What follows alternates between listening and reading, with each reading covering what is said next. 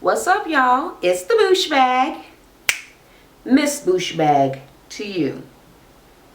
Okay, so we are up to not season. We're on episode 5 of the next 15. And of course, the last episode ended with Jen and Claudia fighting out in the parking lot, arguing in the parking lot with Karamo in the middle because I've already explained he's kind of like a little bitch to me. So yeah, he be starting a lot of mess. So this one starts off with, I guess, the rest of the fight, and that is actually where Jen kept on calling Claudia a bitch, and she was like, call me a bitch again. And she was like, bitch, what are you gonna do? And she's like, oh, that's why, you got problems. Like, I don't have no problems. She's like, that's why your ex-husband threw a drink in your face. That's why you and Evelyn were arguing, and now you got to find somebody else to argue with and all of this and all of that. So, just really not holding back no punches, talking all kind of shit and whatever. So, then she was calling her broke, and she was like, you keep on acting bougie. I mean, you haven't worked since the basketball wives. What are you doing? You're not even on YouTube. Like, you're nobody, you're nothing, blah, blah, blah. And it gets really, really out of hand with just a whole bunch of stuff. And Jen's like, well, you know what? I'm out of here. I don't give a fuck about this show or none of it. And she gets in her truck and she try to leave. And she's like, take this mic because I'm done. Like, I'm not coming back. She's trying to leave, and Claudia's car is right there. And Claudia got an attitude. First off, let me just say, Claudia, that wig, the blunt cut, hated it. Okay, it is ridiculous. I mean, it looks so dumb. Why are you wearing that and then arguing with people? I mean, I think that if I had an argument with you, that would be the first thing I would talk about because it is ugly. All right, but outside of the wig, she's standing there with Karamo, got an attitude, and Karamo's so shady, and she won't move her car out of the way. So Jen is honking, like one constant honk. She never stops. So it's like, cause a issue wherever they was parked at. And the producer finally had to come out and tell Claudia that she was being childish. Like, yeah, Jen may be starting it or whatever, but I mean, it's on you now. You're supposed to be an executive producer. You can't be out here doing this nonsense or whatever. So she was in the car putting on lip gloss, just trying to be aggravating and being in Jen's way. So you're going to start a fight with her and then like not leave. So the way that I feel right now about Jen and Claudia, I know that Claudia is mad because I know I've had some time to really let it all die down. But this was right after she found out that Jen had kind of made fun of her getting raped or telling her about the rape or whatever. She's still really, really hurt, as I would be. And Jen, may not understand exactly that, but Jen is also kind of she's like a mean girl. Like back on Basketball Wives, we thought that it was just the Puerto Rican girl. We were just talking about her, Evelyn. Because Evelyn is very bitchy. But I mean, you could really tell that both of them were together and always giggling and talking about people and making fun of people's shoes and all of that stuff. But it seemed more like it was more on Evelyn's part because Evelyn has a more open mean streak, whereas Jen is kind of more laid back or on the hush hush type of mean girl. But she is fucking mean, and it wasn't all Evelyn. So now we know, right, that Jen likes to throw a great deal of shade as well. But this still did get completely out of hand. So Jen finally got a chance to leave after she sat there and talked to the producer and was like, I don't want to be on the show no more. I don't give a fuck about the show that y'all making. Like, none of it. And she was like, this bitch is not even my tax bracket. So she's still, acting bougie, which she might be. I mean, she is kind of from the suburbs. I don't think she was ever poor. So, yeah. I mean, but who really knows about anybody's finances? You don't know how much she saved from Basketball Wives. You don't know how much money she got from that husband that she divorced. What is he, a football player, basketball player? Whatever. Oh, Basketball Wives. Okay, he's a basketball player. All right, so, let me say, blah, blah, blah. All right, and I already talked about Claudia's wig. That's right, because I hated it. Did I mention that? All right, so now Benzino's in his restaurant talking about let me make the sauces or whatever, and Kirk from Love and Hip Hop shows up, and they're basically just talking about how Althea, Titi, I fucking hate that he calls her Titi. that she got an attitude because he keeps on having to come to LA to shoot the show, and she's in Atlanta, and she just had a baby and all of that. So really, they could have skipped that because it was just a filler. It was fluff. All right, so Laura invited Jen to come work out with her because she had heard about the fight that happened in the parking lot after she left, right? So Jen tells her that she wants to quit the show. Like she doesn't want to be a part of the talk show and none of that other stuff. Like she's just done. Her and Claudia can't get along. She don't want to try no more. So Laura, after they're all done, she's like, I don't want you to go. Could you please just not? And she's like, no, bitch, I am out of here. I am leaving. I'm not going. I'm not talking to her and blah, blah, blah, whatever, all of this. And Laura's like, let me see your eyes so you can know that I'm being sincere. Like, please take off the shades. Like, no, I don't want to take off the shades. Take off the shades. Please take off the shades because you love me and you respect me and my opinions and how I feel. So please take them off so that I can see you so that you can see me. So she takes them off. She was like, please don't go. I really, really want you on this project. It could be a lot of money for all of us. And, you know, y'all just got to calm down, chill out, find a common ground. Like, just stop this where it is. Y'all need to meet. And she was like, I'm not going to meet her. She was like, why? She's not going to, you know, put her hands in your face again. She was like, no, she's not going to do anything because I'm not going to be there. She was like, please, please, please, please meet with her so I could try to help you guys get over this. And she was like, I'll only meet with that bitch if she apologized to me. She was like, okay, I will have her apologize to you. She was like, she is not going to apologize. She was like, all right, well, she needs to apologize within 10 seconds of me walking there. She was like, okay, I will make sure that you get an apology within 10 seconds. Cynthia from Real Housewives of Atlanta shows up at Claudia's house. And they're just kind of, you know, chit-chatting, cooking, whatever, talking junk about Carlos, who was upstairs with his tight-ass shirt. And Claudia tells Cynthia about the fight with Jen. And she's like, you know, she's not getting along with Jen. And, you know, Cynthia's like, Jen seems like a very chill person. Like, is it you? Because you got a slick-ass mouth and you be saying some stuff. And she's like, she admits that she was saying some shady shit. All right? Cynthia tells her that she is in fact shady and she be saying some shit that you don't really need to say if you're trying to get along with people, and that she needs to basically take control of this whole thing, be the more responsible person. She's an executive producer. She's in a much better position on this show than she was on The Real Housewives. You know, far less chance of getting the boot or any of that sort of stuff. So she needs to really reassess how this is going and get a handle on it and be responsible and make it happen. So she basically left with Claudia feeling, I think, a lot better and a clearer sense of what it was that she needed to do, because she was, you know, lost and all caught up in her emotions. As I guess anybody would be if you told somebody you got raped and then they made fun of it and then you had to go argue with them in the parking lot and you was drunk and then you was going to cry and then, and then you still mad, right? So, yeah. Then we get to Karamo. Okay. He's talking about his son and he was like, yeah, well, I don't know what the hell he was talking about because, you know, I don't care for him. But basically about his son, being a gay man with a child, with a son in America, and that he actually he loves his son because he loved his son's mother. So the kid was made out of love and he loves having him around and blah, blah, blah. So I'm thinking his son is little. His son is like a grown-ass man. How old is he? Because I don't think it showed his age, but he looked like 30. Okay, but I'm just going to assume that he's maybe a teenager or he might be like 18, 19, 20-ish. You know, whatever. So he got an attitude when he walked in because his son is sitting there on the couch watching TV with a bowl of Doritos on his lap. He like, this motherfucker think he don't got to do nothing. Like he just got it like that. Like he got a silver spoon in his mouth, right? So he was like, so what you been doing today? He was like, oh, I worked and then I just came home and, you know, started chilling. So you've been chilling. How long did you work? He was like, oh yeah, I worked this morning from 10 to 2. So you worked 4 hours? He was like, you working any more this week? Nah, just chilling. He was like, yeah, you're going to need to go outside and rake some leaves. He was like, is you serious? Like, Do you even have a rake?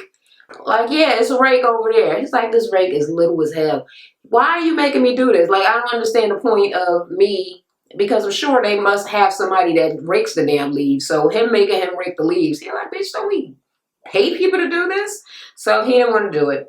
But he was trying to explain to him about having a work ethic. He was like, I mean, for me to come in and you just chilling after you only work 4 hours and that's going to be all your hours for the week, like you should be mad that you only got 4 hours. You should be looking for another job or somewhere to get some more hours. It was like, I mean, first of all, you are black and your father is gay. You are going to have people coming down on you hard. Life is not going to be easy, and you need to learn to work and forge your way in this world like right now. So he was like, if it take me to my dying day, I'm going to make him more responsible. All right. Then we're with New York and her ex-fiance, Action. All right, Tiffany. She tells Action that Laura took her to the anger management class and that she realized in the anger management class that the only real issue that she has is her relationships. So she asked Jackson, why did you dump me? Okay, so I guess she's trying to get down to the bottom of why her relationships didn't work out. And I guess this was like one of the most fresh relationships or whatever. They had been engaged at some point, right? So he says that, well, I mean, I love you. Because she's like, do you love me? I do love you. I love Tiffany. Tiffany. But this New York thing, I don't love New York. New York is out of control. New York is crazy. New York is bossy as hell. New York is not fun to be around. He was like, and you like to take New York, this whole reality thing, to the extreme because you act crazy as hell and like this even when these cameras ain't around. Like you still on a reality show even when we just being regular people. And she was like, yeah, well, you don't like New York, but then you like New York when we doing all of this, we doing that. all kind of humping at the table like a jackass. And he was like, I mean, whatever. You act like I put a gun to your head. Like if you didn't want to be with me. So she's basically like, she feel used. Like he just, using her because she's still sleeping with him. And he doesn't want to get married to her. He doesn't want to give her the commitment that she is looking for. All right. But then we find out when he drops the bombshell, he's like, you're the one who threw away the ring. So that is how she was the fiance in the first place. Because that's what fiance means, right? He gave her a ring. She got mad at him. We don't really know why. And she went into Walgreens and walked up to some lady and asked her if she liked diamonds and gave the ring to her. And he is like, fuck that bitch. I'm not giving you no more motherfucking rings, right? So when he brought up the ring, he was like, you see? And he turned to the camera. He was like, you see, America? The stuff she be doing? And she don't want y'all to know. And she like, I gotta go. And she runs to the bathroom and the producer's gotta go to the bathroom and calm her down. Like, what the fuck are you not calm about? You threw away the ring, but you try to act like he never asked to marry you, like he just been using you and treating you like a whore. But no, he did ask to marry you, and he gave you a ring, and you gave it away to somebody because you was acting like y'all so filthy rich when you just a reality star. And what was the show, Flavor Flav show? I mean, what was that, 10 years ago? It was a lot of years ago that she was on the Flavor of Love. And then I Love New York was, it was still also a long time ago. Not as far back as that, but still, it wasn't close. It wasn't now. So acting like you're rich and like he was supposed to, like, where does he work? I don't know. Let me stay out of his business. All right. She keeps trying to convince him that the reason that they're having issues is because she's a strong woman or because she's aggressive or whatever. But he is basically saying, no, it's because she wants an assistant. Like, she don't want a man to be with her. She wants somebody to boss around, pick that up, do this, do that, and whatever. Because what the fuck did she say? He was like, well, you want some. She was like, no, I want someone to be under me, to follow my tutelage or some fucking bullshit. Bitch, you ain't got no tutelage, first of all. Lidge this too, okay? Because I can't with Miss fucking Tiffany. So she decides now that she out of the bathroom, like she all angry. She was like, I'm giving you an ultimatum. I almost laughed, but I didn't because it was absurd. But I was gonna laugh because how do somebody not want to be with you, right? And they're like, yeah, I don't want to be with you, and they break up with you, and then you give them an ultimatum like, I'm not gonna be with you if you don't do this. Bitch, we not together in the first place. We already not together. And I have to tell you, when she told him the ultimatum, he thought it was as funny as I did. He was like, really, ultimatum? So, so you telling me, yes, if you don't marry me, she was like, she wants a baby. She wants her eggs cracked. That means she wants a baby. And she wants, I don't know. I don't know what the other thing she said, but that meant marriage or whatever. So she wanted a baby and she wanted marriage. And yeah, that's the ultimatum. He got to do it by January. Or she is just going to give up on the whole relationship. They're not going to be sleeping together or whatever anymore. Okay, so that's really the only thing she could take back because they don't really have anything else, right? Okay, so Laura finally has her little meeting with Jen and Claudia. And she tells Claudia when she comes in, like, Jen is going to leave if you do not apologize. She was like, well, I really need this to go well with this show, so I don't mind apologizing. I'll apologize for my part because it really should have. I will apologize for my part because it never really should have gotten that far. And she tells her, well, you need to really do the apologizing within the first 10 seconds of being there.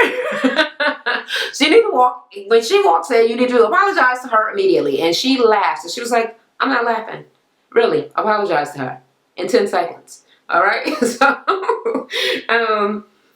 she was like, whatever. So she basically agreed to apologize to Jen. So Jen comes in. She sits down. She says hello to Jen. Claudia says hello to Jen. She don't say nothing. She's sitting there with them shades on again. And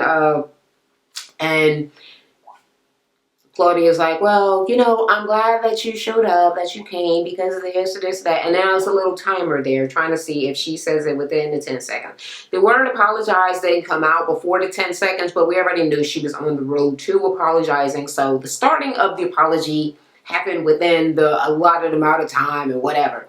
So she was like, so I hope that you'll accept my apology for my part in all of that. And she was like, I do accept your apology. All right. And she was like, even though I still feel like, I'm still hurt about you accusing me of pulling the rape card. And Jen's like, I didn't mean for it to be like that. If I hurt your feelings with that, then I apologize and I'm sorry. So they apologize. And Jen says, well, the only way that I could stay on board with this whole project is if we remain professional, because that crap there that happened in the parking lot can never ever happen again. We just have to keep it on the up and up. She was like, and as far as that other thing that Karamo told you, I really do have a conflict with my other show. I really did say that, it was about that conflict, not that I just don't want to be around you. So it's not about you, it's about this, and let's keep it professional. All right. So then Benzino is leaving to come to LA.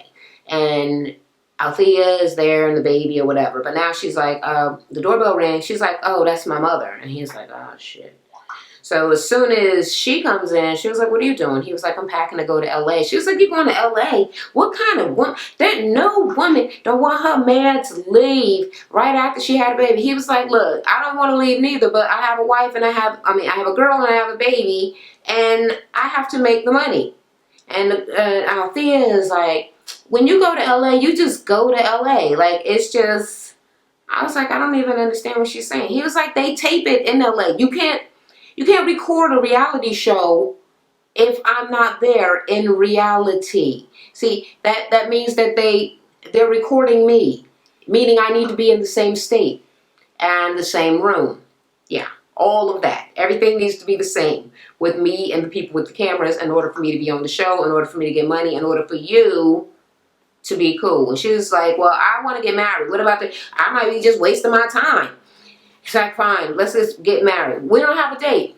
We'll pick a date right now. Let's do my birthday. So I think he said his birthday is July 10th or whatever. And they still are not really trying to hear it, her and her mother. still arguing with him, yipping and yapping. But I guess, it's something he got to deal with. And then her mother was like, well, black women are super extra horny after they have babies. I never heard that at all, ever. No one's ever told me, wow, I'm so horny, after my body just got ripped apart. But, whatever her mother's philosophy is. All right, but I just need to ask about her mother, her cheeks. Are they fake? Are those cheek implants? Because is her face really shaped like that? Now, I don't really like to talk about people's mother because that is not nice, but her cheeks do give off an odd appearance. So I was just asking. All right. Anyway, he tried to make up with Althea right before he left on the steps, and she wasn't here for it. She gave him the tiniest of pecks, and he was like, I love you. And she was like, whatever. Jen. Benzino set up a meeting with Jen and, is his first name Willie? Whatever. Brandy's father, Mr. Norwood. For her to get some sort of vocal coaching because we heard the singing, right? All right. He made her sing happy birthday, and she tried to throw a little flavor into it. Definitely more than she was doing last goddamn week, but it still sucked. He was like, well, the first happy birthday and the second happy birthday, and then after that it was downhill. Those were okay, so you might have some potential. So he's gonna get together some vocal classes and, try to train her because he was like, you're at the very, very beginning, meaning your skills are low. But they could get better. And she's like, well, it's just like any other muscle. I mean, you just have to train, you have to work. I'm just glad that he thinks that I have some potential and not like I'm just like a bust. Like, girl, no, give it up. Keep your day job or, just get one. Okay, so New York meets up with Chance from I Love New York, right? Remember him and his brother Real, the one with the really lot of hair that died from stomach cancer. Apparently he was the runner-up on the New York show because I didn't watch it all the way till then. I don't even know what season, episode, whatever I was watching of it when it was on a long ass time ago. But Chance is there. And she first starts off by telling him about the ultimatum and about the other guy. And he's like, well, I mean, you hurt me a long time ago. Like, you fucked me up. And she was like, well, I'm not going to hurt you again. I'm just so happy for you to be here. And he's like, well, look, I'm your friend. I don't want to take advantage of you. I'm not here to try to pound you. And she was like, are you sure you're not here to pound me? You sure you don't? Girl, you were so low on sex appeal with the wink. You sure you don't? Yeah, I'm sure. So he was saying something, and then he just busted out and like kissed her, and then she was all goofy and googly eyed after that because first off, she's very sad about this guy not wanting her, and she really does want to be with him. She even told this guy about him. It's the first thing she started talking about, but I think that she knows that maybe it's not going to work out, or she thinks it's not going to work out, and she's like, well, maybe I should keep my options open. And now Chance has been super nice to her, and she's feeling like maybe, she wants to maybe do some stuff with him. But Chance is like, all right, so now you're all over here on my lap, but what about this other guy that you're all enthralled with, the guy that got your heart? Like, I don't want no dude to come in and go crazy and start trying to fight or nothing. Like, what's going on? And she was like, she started crying, which made me feel kind of sad for her because it was one of the many times, well, one of the only times, I'm sorry, that she wasn't going fucking crazy. So I always be feeling sorry for her because I think she a little bit mental, but now she's just very sad. And she's like, well, she don't feel like he treat her right. She don't feel like she know if he loves her or if he wants to do what it is that she requires in order for them to be in a relationship. And she doesn't know if it's going to happen. But she did kind of stand by the ultimatum of waiting until January. And if he doesn't marry her by then, yeah, not going to work out. And then they just kind of got up and they left. And they're just chilling. I believe they were going to, I don't know if they were going to a club, play pool. I don't know. They said something. Did I write it? She thinks, no, but she is thinking to herself secretly, but not so secretly because she said it. Maybe she should have chosen Chance back in the day on the show because he was the runner-up. She's thinking that he's so nice and, you know, they vibe very well, they get along well together. Maybe she should have just chose him, and then her life would be a lot happier. But I don't know how good Chance would be with her list of requirements either, because who the fuck is going to do the bullshit that she is talking about, girl? Anyway, that is the end of that episode.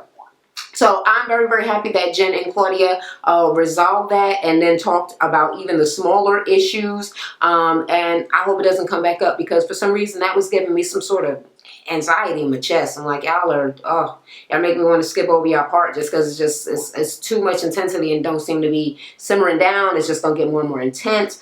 What I'm really waiting for is for somebody to come for Karamo, because I want him to get his feelings hurt. I would like for him to cry on the show. But it probably won't happen, because nobody on the show is as shady as him or going to do anything as fucked up as he seems to be doing to the other girls, with the talking about people behind their back and then backbiting and telling people each other business and all that sort of stuff. So whatever. I'm still going to hope for it. Anyway, I'll talk to y'all later. Bye. Thanks for watching, y'all. Don't forget to comment, rate, and subscribe for more videos.